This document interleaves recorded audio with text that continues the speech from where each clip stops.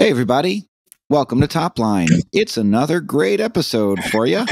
Sam Jacobs, Asad Zaman, AJ Bruno. And this week we've got a special guest, one of the top voices on LinkedIn, I would imagine, a top LinkedIn influencer, the founder and CEO of a company called RepVue, a longtime chief revenue officer that I think has some IPO experience, and a resident of Chapel Hill, North Carolina, Ryan Walsh. Ryan, welcome to the show. Thank you. Oh, I like that. So the thumbs up happens automatically. I've been working to get my Zoom to do that for a long time and I haven't figured it out. I think it's like whatever processor you have in your computer. I don't know, mine doesn't do it. Okay, now I have to buy a new computer. And you don't have the AMD Athlon 3.5 like I do. Oh my God, AJ. AJ is a big I have a lot of technology issues over the years. It's not doing it.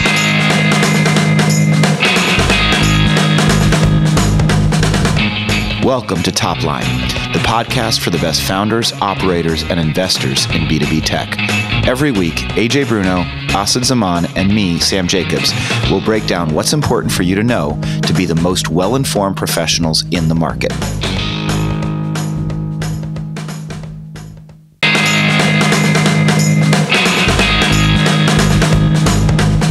What do the revenue leaders at Google, 3M, IBM, Shopify, Square, and Cisco have in common? Their teams all use SalesLoft to hit their number. SalesLoft is the only platform that's designed for the way revenue teams work every day, so sellers can prioritize and take the right actions to get more deals done. From prospecting and deal management to coaching and forecasting. No more guesswork, no more wasted time on non-selling activities. Follow SalesLoft on LinkedIn to learn more. Yeah. Anyways, great to be here. Thank you for having me. We're excited to have you. And we've got a lot to talk about. Asad's gonna kick it off. But if folks don't know who RepVue is, or for some reason have been hiding in a cave and haven't seen some of your LinkedIn content, just give us a quick background overview of what is the company, how'd you start it, and then Asad will guide us from there. Yeah, absolutely. So thank you. I spent many years in sales, last 6 or 7 years as a CRO. Do have IPO experience. It was public for the last 4 or 5 years that I was there. A company called ChannelVisor is now private, and those things happen. And founded RepVue. RepVue is a platform for B2B salespeople. It helps them with their careers in a multitude of ways, but the primary way is we collect and aggregate data from B2B salespeople about their experience working within their sales organization. So we're a data company. We collect that data. We aggregate that data. What we do with it for salespeople is we turn it into what I like to refer to as visually appealing, highly consumable profiles of what it's like to work at a company. So people are like, oh, is that like Glassdoor for sales? And it's sort of, but it's not centered around a written review. It's centered around data. So we can tell you, hey, I'm going to interview for an SMB account exec role at HubSpot. Well, here's the median base. Here's the median on target. 42.9% of people hit quota. The average deal size is this. Here's 5 reviews from those reps. And a whole bunch of other information. So the ultimate mission is to empower salespeople to make better decisions for their careers and give them access to insights that they would only have otherwise if they have a friend that works there. And that's kind of how we build. It's like if you have a friend that works there, we'll RepVue as your friend at thousands and thousands of companies, and we make money from companies that pay us to help them with hiring, and then researchers and financial institutions that want to research. Is the sales org doing well? So couple ways that we make money. Still a small company, 14 employees. And we love our mission and we love what we do. And we love helping salespeople. The company I run, Sales Talent Agency, we place go-to-market professionals in tech, probably in any given quarter, the most or the second most in North America. And I remember over the last couple of years, there was a real, I remember when RepVue became part of the go-to arsenal for people that were looking for a job. And now it's just part of the game. Everybody knows it. Everybody uses it. And you guys have some great data. So we're looking forward to the conversation. In terms of the place to start this conversation, one of the things we've been discussing on this pod quite a lot is this shift towards efficiency over the last couple of years. A few episodes ago, we shared some data that compared the premium people put on growth versus free cash flow margin in 2021 versus right now. In 2021, growth had an 11.6x premium on free cash flow margin, and it's now stabilized at 2.9x over the last 8 quarters. This seems to be the new normal. You guys have this interesting barometer, quota attainment, on the market. So can you talk to us a little bit of, with this new normal in mind and with the data that you guys are seeing, what are some of the practical implications of this shift towards efficiency on sales teams? Has it impacted quotas? Has it impacted the quota to OTE ratio, sales team composition? Like, how does this actually play out practically on a sales team based on what you're seeing? Yeah. First of all, companies have been forced to move to this efficiency model. Otherwise, they'd be dead, right? They'd be gone, right? You can't. Growth is great, 100% growth, 200% growth. When you're burning all that money, well, the faucet of dollars turned off, so everybody had to be much more efficient. They were forced to be much more efficient. I'll just touch on one thing, and get feedback from others. Maybe one or two things, but one question I get a lot is, everybody lowered quota. Like RepVue, it's not a surprise. We show less people are hitting quotas, right? That's, at its core, that's not probably surprising to most people because less people are hitting quotas. There was this massive influx of dollars from VC a lot into software companies, private, and the public valuations were very high. And what do you do with that money? More growth, i.e. more salespeople. And then the demand was like, you start outpacing the demand, and then it falls off a cliff in 2022, and there's this big gap, right? And so you have to right-size quota capacity. So everybody asked me, well, did people lower quotas? I was like, well, that's like the third switch. The first switch is you just riff people, right? You just eliminate positions on the team. Right. So what I would say to the specific question about, so that's how, I think a lot about quota capacity at these companies and how misaligned is the quota capacity with the current reachable addressable market. And you can right size that by lowering, or you could get more people hitting quota by lowering quota. You get more people hitting quota by reducing your workforce. And either one of those are the workforce reduction is much more impactful. And the other thing, just you asked specifically about kind of the quota OTE ratio. What I would say is there's unit economics at play where the CFO is going to look at a company, a mature software company. You can't sustain a 3x quota to OTE ratio. Like, it's just not sustainable, right? A $250,000 OTE salesperson can't be on a $750,000 quota permanently, right? Yeah, Ryan, real quick question about that though, because you said scaled company, they have a lot of different roles and responsibilities. An enterprise account executive is not going to have a 3x to quota to OTE ratio. They might have their AEs or the SDRs at more transactional. So I would just kind of push on that a little bit. Is that like the average though? That you've seen companies where there's a 1 to 3x at a scaled organization? I would say no. The average should be like a 5x, right? And that's probably aligned with what you guys are seeing and thinking out there, right? My point is more to say that if you're a 5x, you're more of a, maybe you get to a scale. If you're in a very early stage, you'll have to invest, and the ratio might be a little bit lower. But if you're saying, all right, we're at 5x, we've got all these salespeople, a lot of people aren't hitting quota. The mechanism to do better with more people hitting quota to get us through this time period is to reduce the quotas for people, to give people relief. And my point is saying that that can be a lever. I think a more appropriate lever, and it's a harder lever to pull, is that many companies probably needed to do the reduction in force. And if they didn't, the unit economics, maybe, and 3x was a little bit of an exaggeration, but even moving from 5x to 4.2x to 4.3x, your unit economics long-term start to get upside down when you layer in things like, well, they also have, and that's not just enterprise. I'm talking, a mid-market or an SMB rep. The numbers may be a little different, but if you lower it, you mess with your unit economics, especially when you layer in sales engineers and SDRs and things like that are supporting, the center of the ecosystem, which is the AE, and then you have your supporting cast and concentric circles is kind of how I think about that. Yeah, the quota TOT is really interesting because it's a forecast, and it's like if you look at the unit economics and you look at a 43% quota attainment, or 42.9% to be exact, I think that's what you said. If you had a 250 quota OTE, that doesn't necessarily mean that it's like 50% of the variable, so 185,000 out of the 250.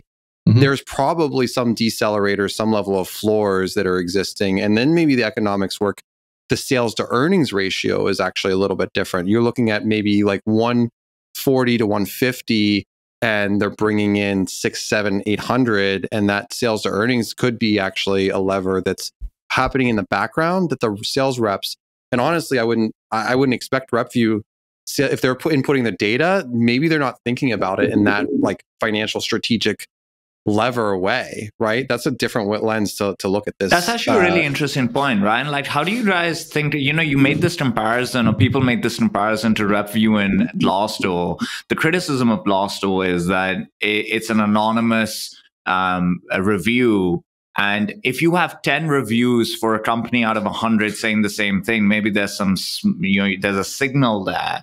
But usually it's disgruntled employees going at the time when they feel most disgruntled to go and put that information in there. And so it's hard to use Glassdoor as a real signal. It's why the market's so frustrated by them. You guys don't have that frustration towards you, but how do you think about that fundamental challenge of capturing data from the employee? How do you know that you're getting a real view on that organization, that this person is giving you real data, and that the quota attainment as an organization aggregated is real? Yeah, I mean, first of all, we validated it with companies that are our customers. It's pretty accurate, but that's really cool. Yeah. In isolation, of course, it's not thousands of companies that are customers. The other thing, there's an altruism aspect to it, where if you want crap out, you're going to put crap in, right? Expect that, right? So I think there is the other piece. So like users are inputting good information. Yes, there's the Glassdoor the issue with Glassdoor is that there's an emotional reaction to angrily typing your keyboard, and then it shows up on the internet. We are like, you're going to be the 5,981st person to enter a rating for Salesforce, and it doesn't show up on our site.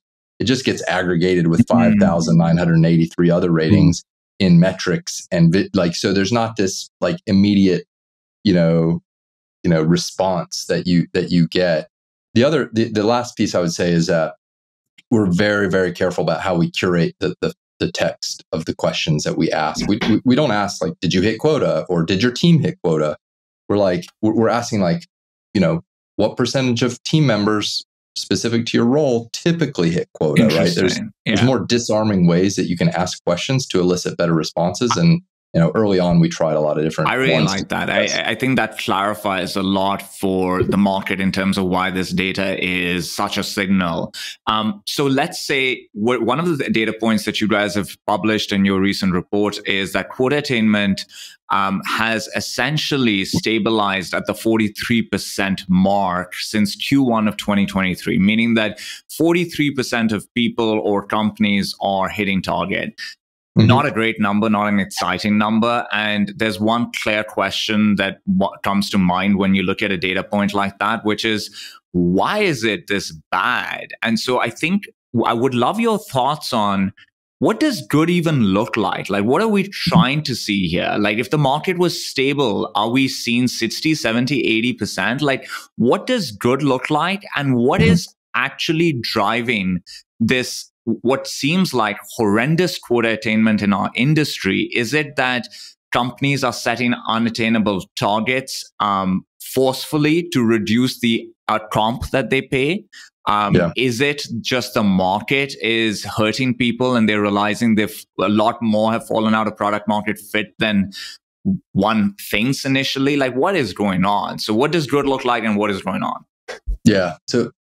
It's a good question. There's two kind of paths. Like, what does good look like at the macro level? And then if I'm going to work at a company, what does good look like kind of at the micro level? And I have a lot of experience with this, and we talk to companies all the time. And people ask these salespeople, I'm sure you all get a lot of DMs on LinkedIn. I get a lot, and they're like, "Oh, what should it be at this company that I'm going to go work for?" Is 50 like? And frankly, 70 is like on kind of like at the top end of realistic, right? Like, if you find a company that treats you well and 55% of the people hit quota, like that's pretty good. And like, there's always going to be attrition. There's going to be ramp quotas. There's also just a natural bell curve of performance where a certain number of people are just going to be where they are on the curve, and they're going to be at 70%, 80%. So we did drop. the report that you referenced, we have this comment on there. It says, so at a micro level, like frankly, and macro is going to be similar. 55, 60% is really good. Like that's good. And 70% plus is world-class for the percent of people that hit quota. We had a company, somebody commented in one of our, we do collect reviews and question and answer.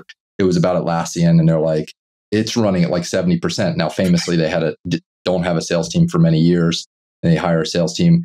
They stated publicly, apparently, that they want a stated target of 55% of the team hitting quota internally to their team. And it was like, well, is this okay? I'm like, that's pretty reasonable to me, I think. But why is that reasonable? Because it sounds bad to me. Like, and so you're the expert here, so I must be wrong. But it sounds bad to me that we're planning for this. Like, if that's what our aspiration is, 55, 60%, best in class is 70%.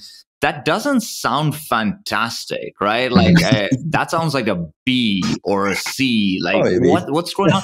Is it just that we suck at hiring? Here's some data. So Pavilion releases some great data as well. And one of the reports that they released was in partnership with Epsta. And there was something that I just haven't stopped thinking about, which is that 17% of reps generated 81% of the revenue.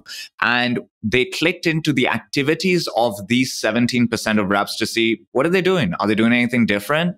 And the results were stark, or shocking, at least for me. Top performers are 218% more likely to self-source pipeline, 843% more likely to overcome objections, 588% more likely to follow a sales methodology. These are nuanced differences, right?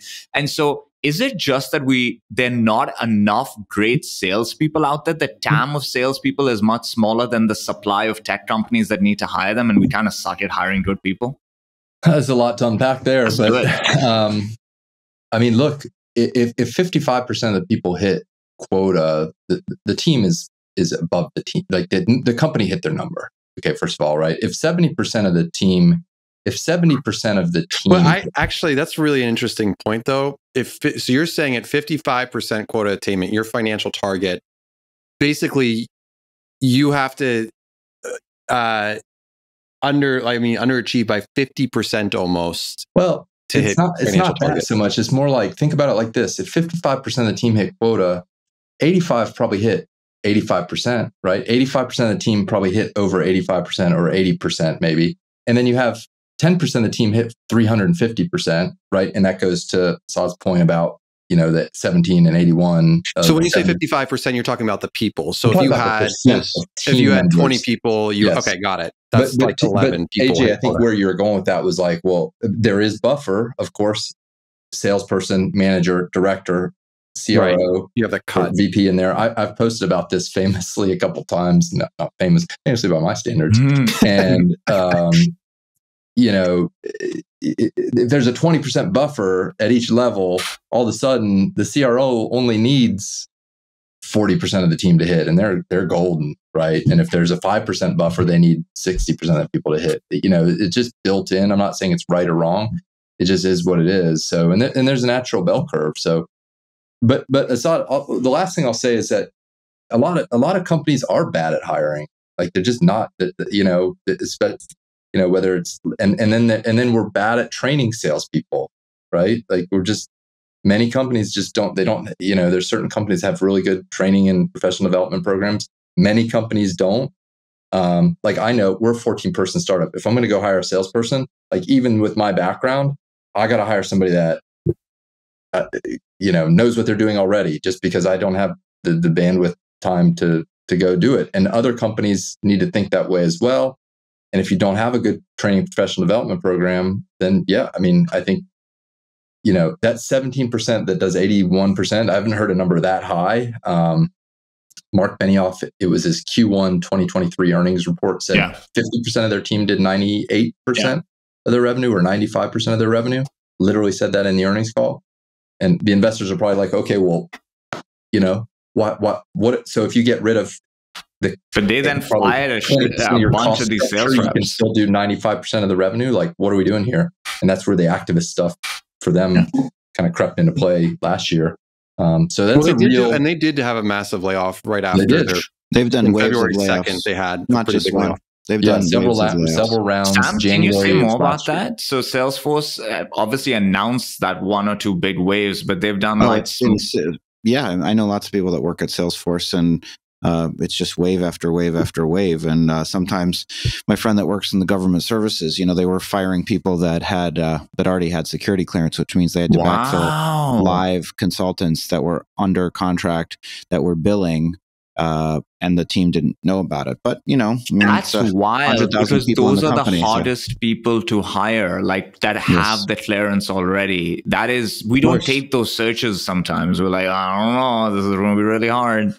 I think at the level of Salesforce, expecting laser precision is probably a little unrealistic. And I think it's still got most of the job done. Ryan, I got a question. I mean, tell us one is a question about what's the future of sales in tech, given everything that's happening in AI, the debate about SDRs. And then there's another question about, you have a strong perspective on LinkedIn about people doing it wrong, companies doing it wrong. Maybe they're overhiring, maybe they're setting quota wrong. When you think about the ideal, what is it that you want companies to embrace from the perspective of your avatar on social media that would exemplify like best practices? Like if we're CEOs reading your content and we're thinking about, we want to do it the right way. We don't want to be attacked by Ryan Walsh or other influencers for doing it wrong. What's the best way? Is it about setting reasonable targets? Is it about not overhiring? Is it about investing in training and development? Is it all of the above? Yeah, I mean, look, I try to keep a balanced approach in what I post, and it's rare that you'll see me kind of aggressively attack or call folks or companies out. But I think it starts with the concept of expectations minus reality equals disappointment. And wait, you don't have a post lined up on 6th Sense tomorrow that you're going to send out? A lot of times it just we just get up in the morning and we see what's happening and we see how we feel. And so I can neither confirm nor deny what the social media landscape for me personally will look like tomorrow. But what I would say is that, the expectations minus disappointment equals reality concept is like, I've been there. Like, I ran a sales org and ran sales teams for years. Never perfect. Always had issue here, like just, and so I know like it's freaking hard, right? And so it's really not easy. And so I want to give grace to that.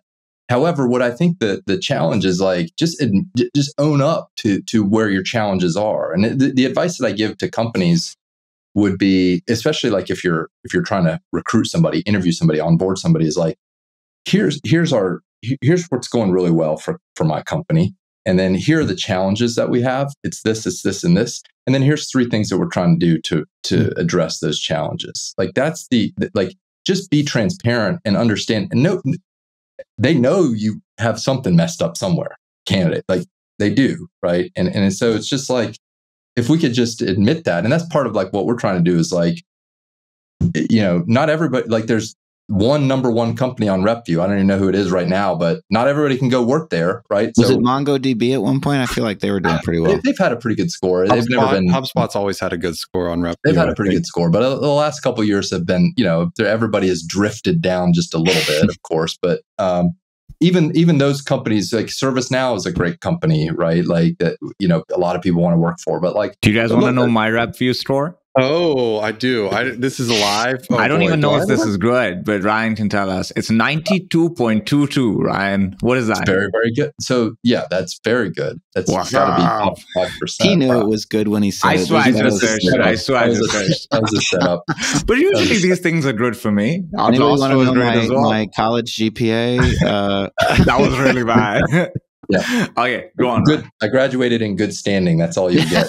Right, you graduated. That's the most important thing. They let us graduate. Yeah.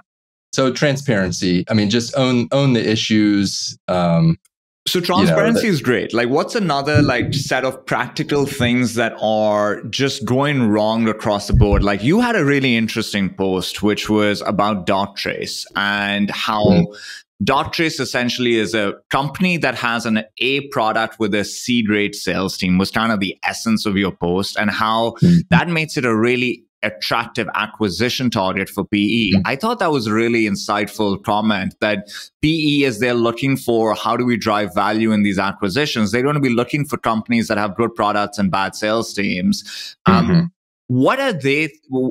Do you think there's a common thread amongst the C teams beyond transparency that's more practical? Like, here are the 2-3 things that everybody is getting wrong and we need to get it right. It might be reporting lines. It might be team structures. It might be that we aren't doing product marketing while we break into new verticals properly. Like, what are some practical things?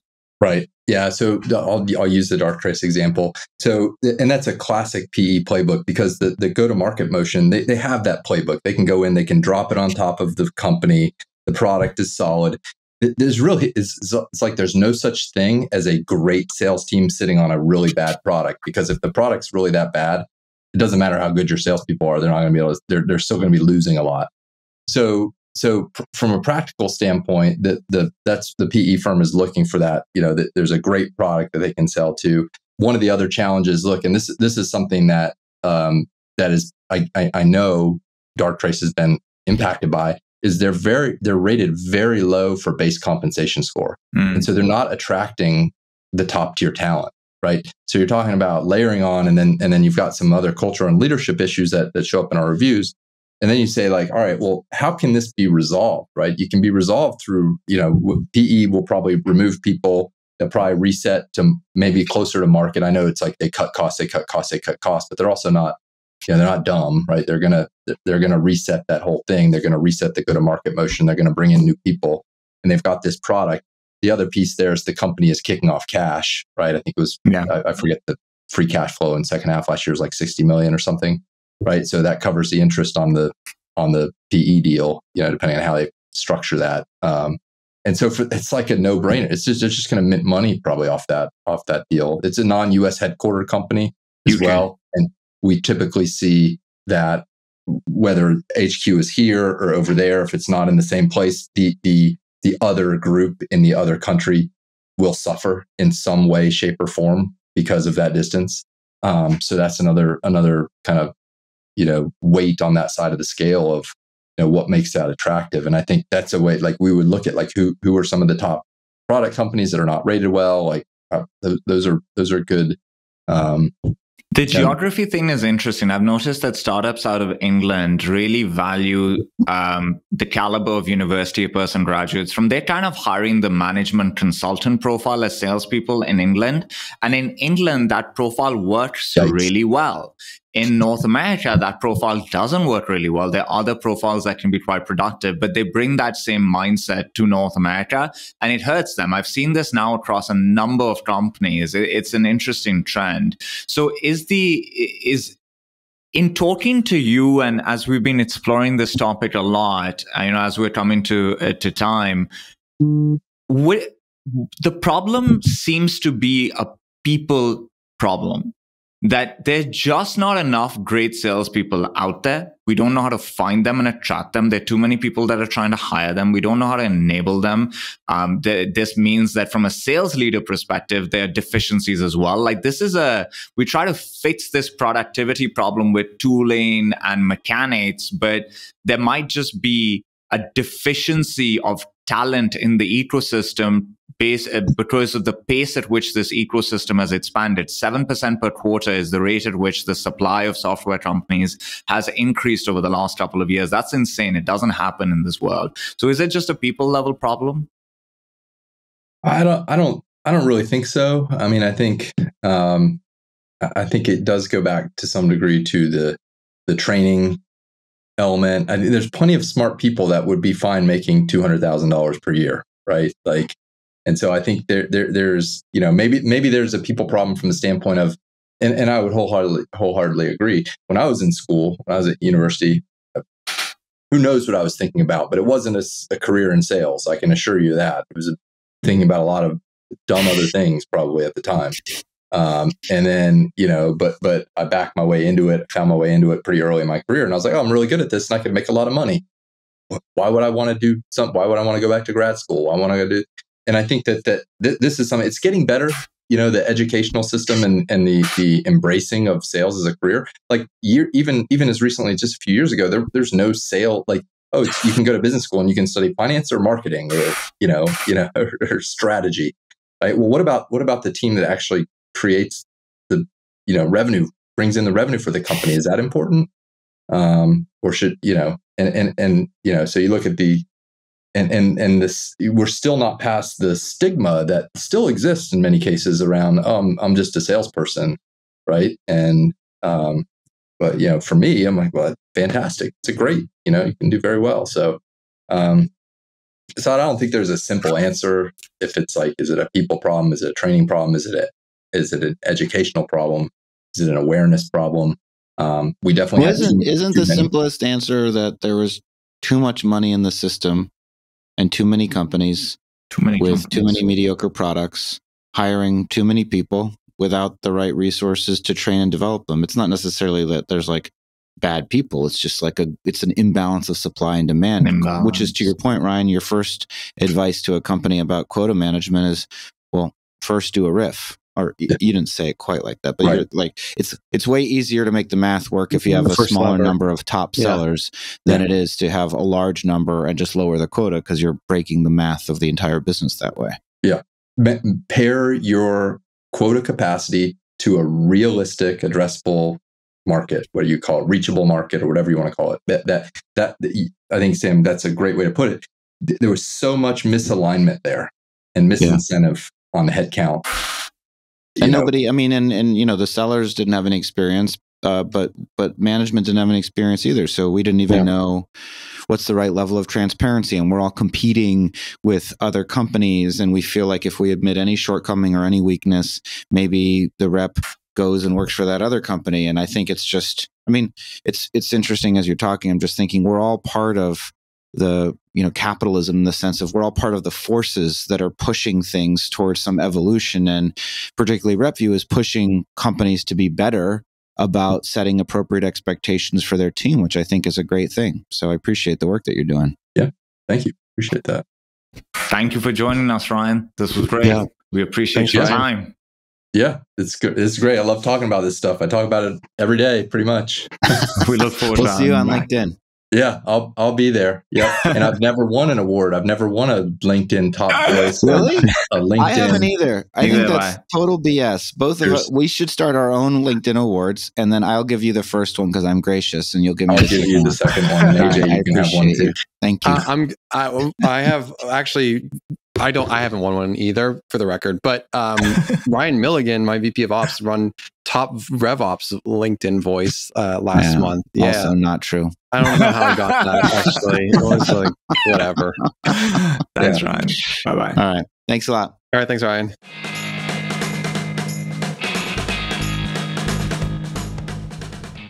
Hey there, I'm Jesse Shipman, CEO at Fluency, and a big fan of Topline. If you're a CRO or sales executive, listen up, because this is something you won't want to miss. Mark your calendars for June 6th and head over to Boston for the Pavilion CRO Summit. You'll get to hear from top-notch practitioners like Mark Roberge from Stage 2 Capital, Hayes Davis at GradientWorks, and Aaron Bates of Crossbeam. They're diving into the essential topics every GTM executive needs to dominate in 2024. Register now at joinpavilion.com/CRO Summit and use the code TOPLINE to receive 20% off your ticket. Okay. What'd you guys think? Sam? We're back. What I think is what I said at the end of the conversation, which is that, first of all, I think it's important work. Transparency is important to surface. I like that he wasn't there. I like that was his answer fundamentally. Like, what's the right thing to do? The right thing to do is to be honest with the people that you're hiring about how your company's doing and what works and what doesn't work. And when I started Pavilion, one of the 5 elements of the Bill of Rights was the right to due diligence and the right to ask the company as an executive, not really as an account executive, but the right to ask the company how it's doing and the right to get access to information so that you can't be misled. And so from that context, I think RepVue is doing great work. And then I also think, what's the fundamental reason that I do think, by the way, Asad, studied this to some extent because I worked with a company called Objective Management Group. Their CEO, Ben Tago, is now a member of CEO Pavilion. But, it is a Pareto law from everything that the testing has demonstrated that a very small number of people are actually equipped to be in sales from a temperament perspective and from a mindset perspective.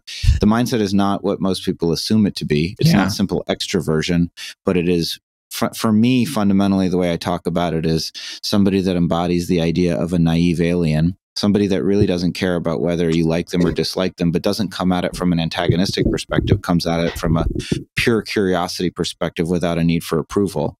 But fundamentally, I think there are too many. I think it's what I said at the end. The reason that there's 43% quota attainment is because there's likely, at least in our ecosystem, too many companies, and as a consequence, too many salespeople. And this is the process of capitalism. This is, we figure out who the winners are and the losers die and move on and evolve and become something new. And in many ways, if you zoom out, it's beautiful. And if you zoom in, people's lives are on the line and it's far less beautiful.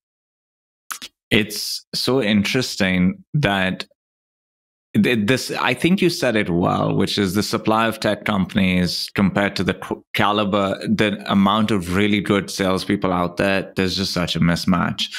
And that makes it so that if you're thinking about the leadership and management layer within these sales teams, it becomes so much more important that these people are black belts at hiring, like true black belts, because it's such a tough market to hire in. And not just like today, I'm talking about just even in the last 10 years, it's a tough environment to build an elite team in.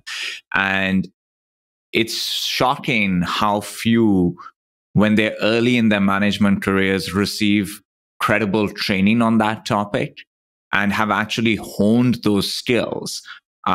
I speak to people that have been in management roles for many years, making fundamental mistakes. An example of a fundamental mistake when hiring a salesperson is you meet a person who has a similar background to you. You guys really get along. You had a great conversation because you have so many things to talk about. And you just feel like this was such great energy, that this is the person. But you're not scientifically using a scorecard and saying, does this person have the competencies and to be able to sell to the type of people that we sell to in the way that we sell? You're not doing that proper scorecard-based technical analysis of this.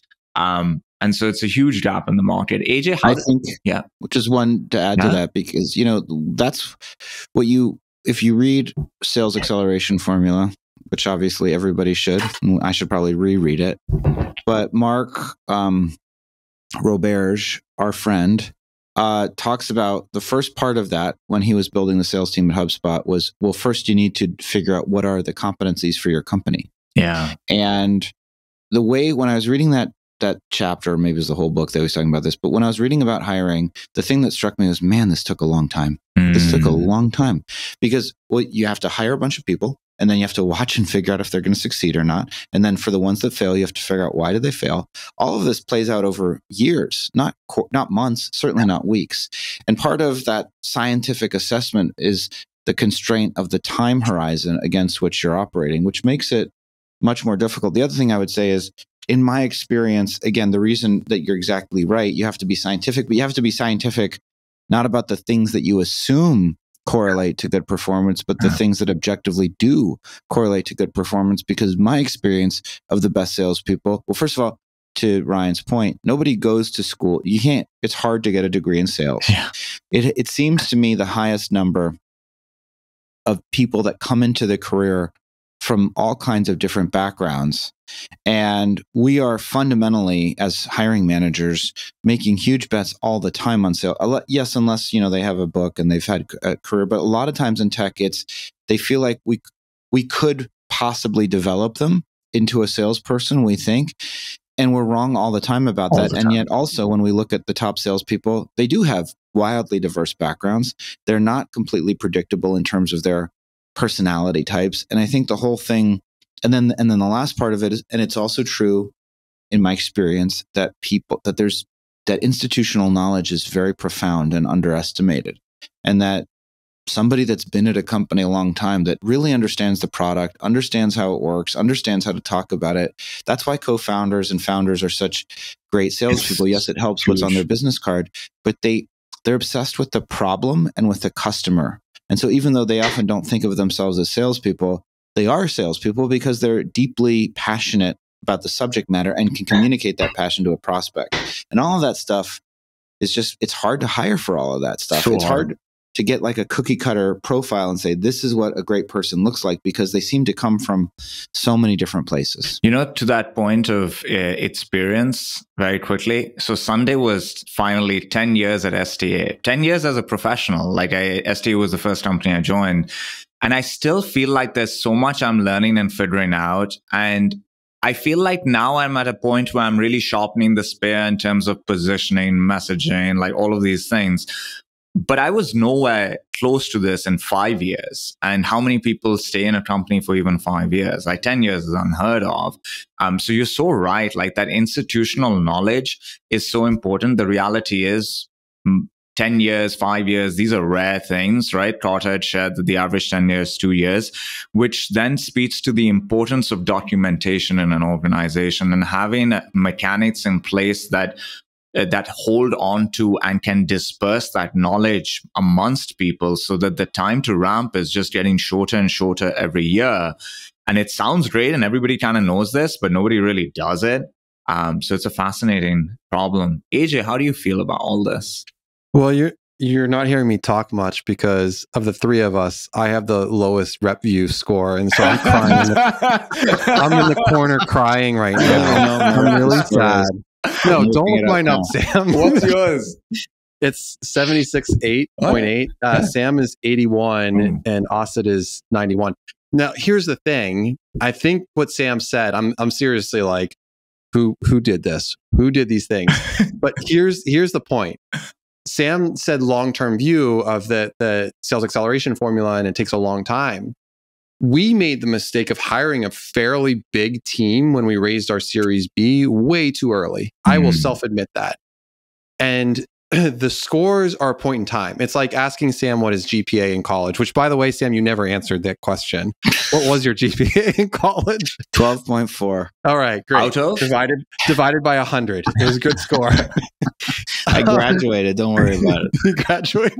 I had to convince them to let me graduate. Like, it was bad. I believe that too. So my point being is now when we go build a team, and we've had 3 different sales leaders, and we had a sales leader build a bigger team. We are a third of the size sales team at our height of when we were, and our quota attainment, as you all know, was 100% last quarter. We had a fantastic April. We're headed towards another. We had to fix some things. We had to fix capacity. We had to fix seasonality in some of our business and some of our quotas, and we had to take time to do that. We had to understand our historical. And so now I have this data point out there that maybe it's bad. I don't know what it is comparatively. But when we go build a team, these are things that I have to take into consideration. I know our Glassdoor score. I know now our RepVue score. I have to go investigate this apparently. It's something that is just interesting and fascinating in what Ryan's doing. I think it's good for the market, but I also wonder if it's a little too like Glassdoor-esque, to your point, Asad, where it's but like... he made a good point about that, AJ, because I usually hate these anonymous things, but I feel like there's some people that are sharp with data that actually know how to take the flaws of Glassdoor out of it. Like when he's saying that, you're the 5,600 and something Salesforce person, we're aggregating the data, and your specific grievance is not going to move the needle in any particular direction. I think that's a really interesting point, which means that if you go on Sales Talent Agency's RepVue score and you see that hardly any people have contributed to it, don't trust it. It's probably not real. We don't have quotas. That's why I was laughing. So I don't understand what this is. You don't have quotas? Yeah, we don't have quotas. I love that. Everyone's so high. Yeah, that's why I was like, what is this? We have Sales Talent Agency is on one of the top companies in 1 to 50. You're 1, 2, 3, 4, 5. You're 5th in all of and he didn't even know this till today. I have 100%. I feel like Ryan Walsh came on and juiced the numbers for hold on. Asad. We're pivoting the conversation. Tell me about why you don't have quotas, Asad. Ooh, that's really interesting. I think I was talking to Stephen DeFina about this, who I admire a lot because I think he's a really sharp sales leader. He doesn't have quotas. And his approach to this is kind of this rule of thought that I align with, which is he says he also doesn't care about attrition as a macro number in a sales team. His is, I have tiers, and tiers have commission rates associated with them. If you're performing, I have tiers, like tiers not, of not revenue shedding. performance. Okay, all right. That's exactly what I was gonna.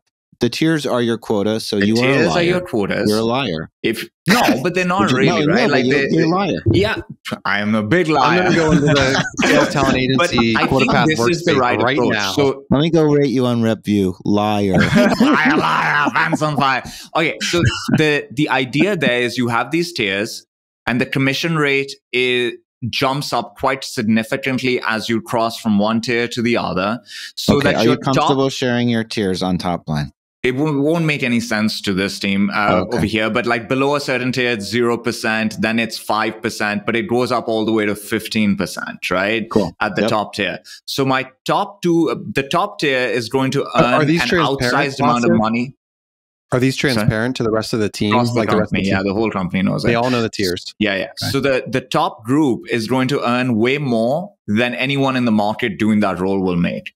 The bottom tier is going to be underpaid compared to the market. The bottom tier will self-select out, which is why if that bottom tier has an 80% turnover rate, you actually kind of want that. That was Steven's thing. He has 3 tiers. We have 4. We're introducing a 5th. But the idea here is, here are the benchmarks, guys. Here's how it relates to your earnings.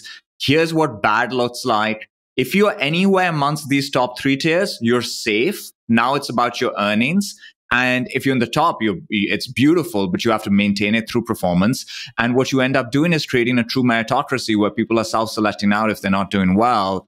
And you're not measuring turnover rate as a macro thing. You're doing it by cohorts. You want high turnover in the lower tier cohorts, and you want really low turnover, almost like close to 0% in your top cohort, because they're making so much more money than a comparable job in the market that if they're leaving you, it's because there's something gravely wrong with your organization. That's our approach to it.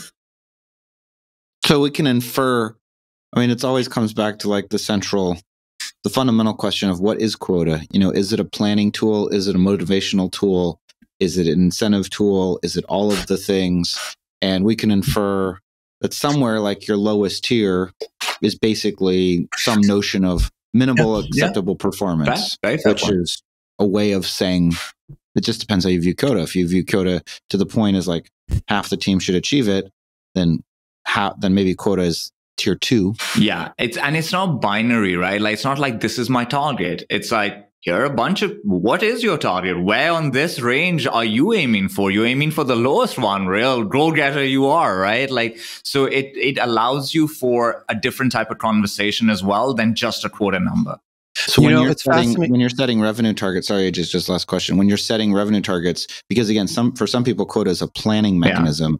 Do you ignore the tiers and say, listen, historically, the team has averaged this percent production. We're going to assume they continue to achieve this percent production next year. We think we can drive it up 5%, because in my tenure, we've driven up productivity miraculously, like more than 250%. So I believe there are ways to drive. Wait, can we stop for a second? Let's just listen to that quote. Score. 250. The best CEO of the year. Yes, under my tenure, we've driven this voice, this face, this what a quote. Under my tenure, our Glassdoor has gone from 100% to 50%. He used the word miracle, and productivity has fallen off the cliff. He said miraculous. Miraculously. We don't have room on the podcast for this man's ego. It is expanding beyond the 4 walls of the podcast. This is a really fascinating conversation. CEO in the Greater Toronto area, North America. I love it. The North America quotes that he uses. It's just great. I think this is a really fascinating conversation, because last year when we went through our brand refresh, we have quota in our name, quota path, and people really like that name. Now, I will be the first to self-admit that there's a level of aspiration that we are working towards, and how we think about benchmarking and think about some of the things that Ryan talks about of how does that match to your own quota. We need to get into that at a different time. But the challenge I had last year was it felt like the word quota was going out of vogue. Like it was just it was kind of a dirty word, honestly. And we thought about changing the name of our company at that time. Interesting. But I've reversed course on this, and actually this conversation, other conversations we've had, I've actually like, it feels like it's the right aspiration, and people get the name right away. Quota path. It's like pretty obviously what we're trying to do here. So AJ, you guys must have comparable data to RepVue, because how many salespeople are going through Quota Path? I think we have tens of thousands right now. That's pretty large, right? Like theirs isn't much larger than that. Well, the thing that I think we're bringing, I asked the question, although I think Ryan hand waved it a little bit, but it was a good answer, which is just around like, well, wait a second.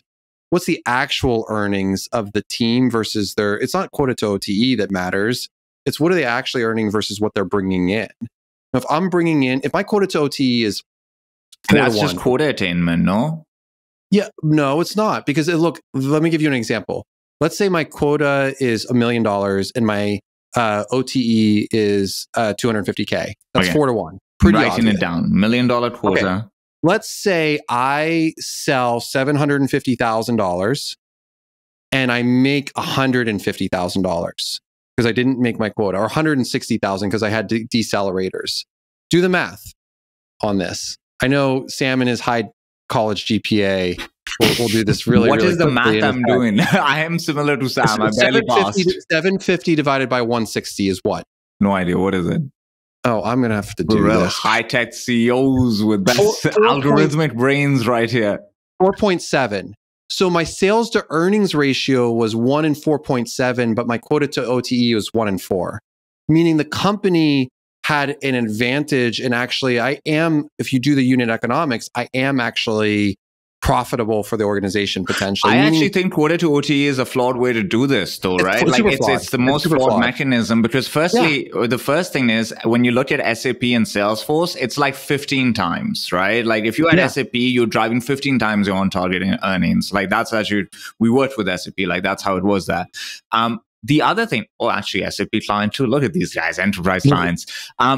I think it's was it a miracle? Was it a miracle? Miraculous, guys. It's so dependent on the rest of your costs, right? So like your quota to OTE ratio isn't in a vacuum showing you if you have an efficient team, a profitable team, etc. It's the composition of this unit between the infrastructure tooling, the supporting cost, all of that goes into play. So I find it to be one of those mechanisms that is just as flawed as CAC to LTV for an early stage company that has had not enough reps of doing this to say, I know what my LTV is. I hard agree with you. We're getting into the end of time. We're going to have to do wins of the week and shout outs though. Okay. All right. That's good. So that saved us from having to do math. Sam, you haven't heard Sam speak in 5 minutes. He's still calculating things over there. I was reading an email from my lawyer. All right. Shout outs and wins of the week. Asad, you go first. Okay, I'll go first.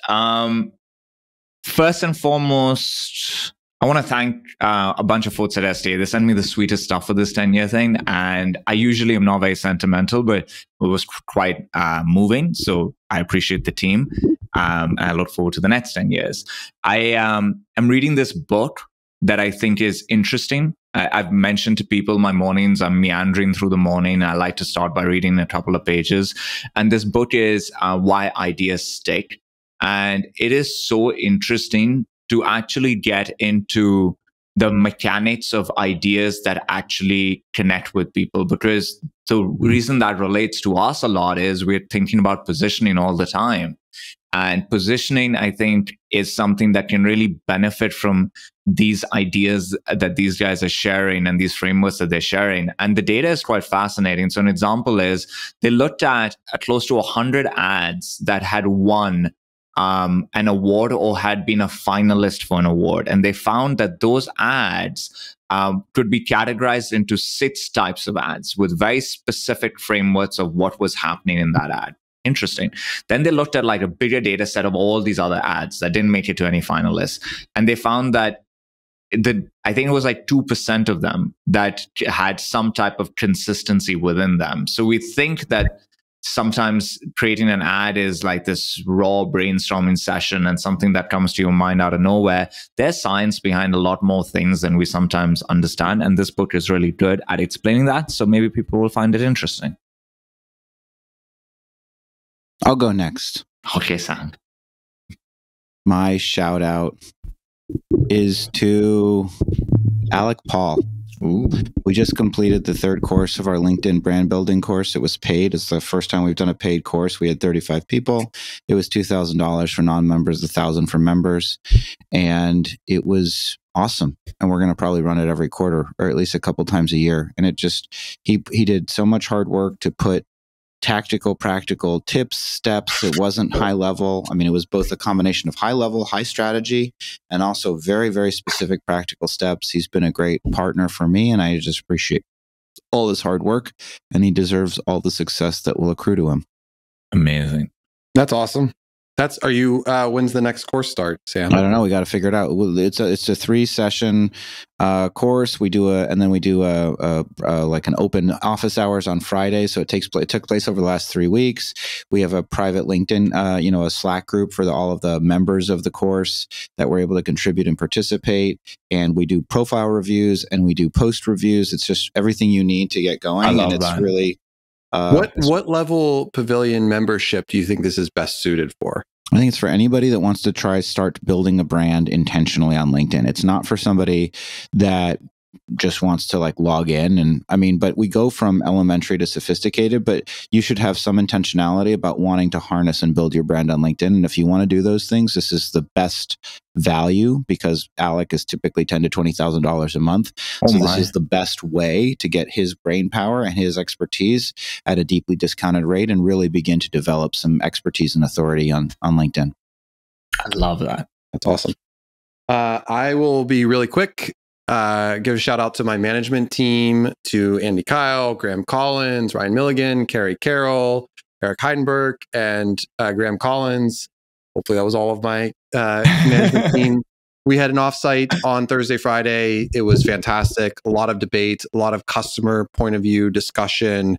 Everyone came prepared and just really first team. And I think it's really great to have a great management team, but also really great to make it feel like it's a first team and everyone's being open and honest on where things stand and what the second half of the year might entail. And we worked really hard to help get communication plans, launch plans, product plans, all the plans out. And team did a great job. You guys run these really well. Well, we should do a session once and like, what does a good offsite look like? But that was great. Yeah, I think it's a work. I mean, I've been doing offsites, management offsites and leading them or seeing people lead them for 15 years. So they've changed considerably over those years. And this current iteration evolution has been awesome. Like it. All right. And that's it. Sam, you got a little ditty for us at the end? No. I don't, because I only do ditties for Topline Hotline, which we will do. But I want to thank everybody for their participation. Thank Ryan Walsh. Thank the citizens of the United States of America. Thank the Western Alliance. Thank Civil War. Great movie, by the way. Good. So really good movie. Amazing. I want to thank Oswald Jacobs, Abraham Jacobs. Your hairdresser, your hair looks good. My hair is fantastic. Fantastic. I want to thank God. And I want to thank you, dear listener. Thanks for listening. I'm sure he's actively listening. Okay. Bye. Bye, everyone.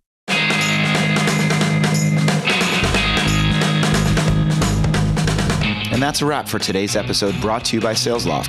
SalesLoft helps revenue teams take the right actions to close every deal with the only platform built around the seller's day. Visit salesloft.com to learn how the world's top revenue teams hit their number by using SalesLoft.